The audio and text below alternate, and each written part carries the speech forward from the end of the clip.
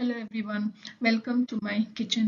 ഇന്ന് ഞാൻ ഇവിടെ കാണിക്കുന്നത് ഒരു ഓൾ പർപ്പസ് സ്പൈസ് പൗഡർ ആണ്. ഇത് എങ്ങനെ ഉണ്ടാക്കാം, പിന്നെ ഞാൻ ഇത് എങ്ങനെ കുക്കിങ്ങിന് യൂസ് ചെയ്യാൻ ഞാൻ ഇവിടെ കാണിക്കാം.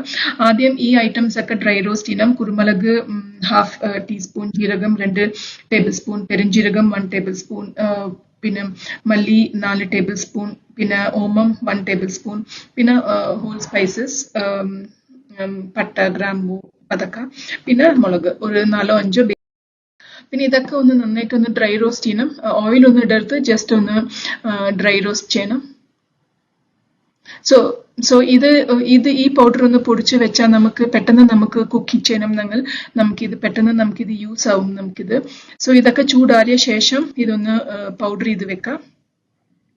ഇത് നമുക്ക് ഒരു ബോട്ടിലിൽ സ്റ്റോർ ചെയ്ത ഒരു 1 month വരെക്കും നമുക്ക് യൂസ് ചെയ്യാം. കുറച്ച് ഉപ്പിട്ടിട്ട് അത് ബോട്ടിലൊന്ന് ആക്കി വെക്കാം. സോ ഇത് എങ്ങനെ ഞാൻ യൂസ് ചെയ്യാൻ ഞാൻ ഇവിടെ ഷെയർ ചെയ്യാം.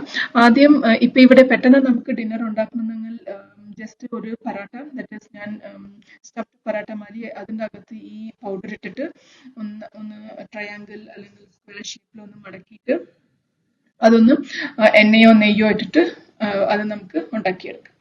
സോ ഇതിനിപ്പോ സ്പെസിഫിക് ആയിട്ട് സൈഡ് ഡിഷ് ഒന്നും ആവശ്യമില്ല. കേർഡും പിക്കിളും വെച്ചിട്ട് നമുക്കിത് ഈ പറാട്ട ഉണ്ടാക്കാം. സോ ഈ നല്ല എളുപ്പത്തിൽ ഉണ്ടാക്കാം. നമുക്ക് പെട്ടെന്ന് ഡിന്നർ റെഡി ആക്കിയിട്ട് എവിടെയെങ്കിലും പുറത്ത് പോകണമെന്നെങ്കിൽ നമുക്ക് ട്രൈ ചെയ്യാം.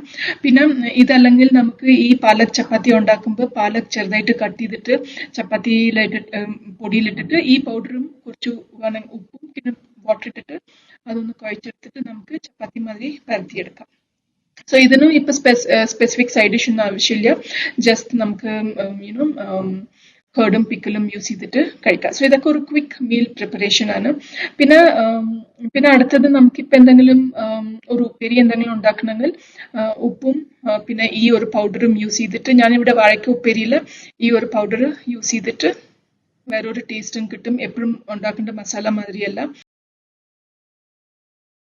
പിന്നെ ഞാനിവിടെ ഒരു 1 pot സബ്ജി മസാല ഉണ്ടാക്കുന്നു. ഓണിയൻ, ടൊമാറ്റോ ഒക്കെ വതക്കിയിട്ടിട്ട് പിന്നെ ഈ വെജിറ്റബിൾസ് എല്ലാം ഇട്ടിട്ട് ഈ സ്പൈസ് പൗഡറും പിന്നെ കുറച്ച് മഞ്ഞൾപ്പൊടിയും ആവശ്യത്തിന് ഉപ്പിട്ടിട്ട് ഒന്ന് ജസ്റ്റ് അതൊന്ന് ബോയിൽ ചെയ്യാം.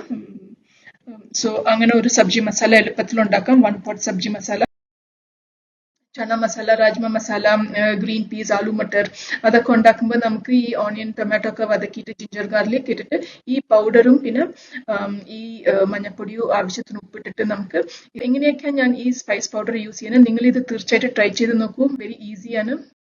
Please subscribe to my channel and support me. Thank U.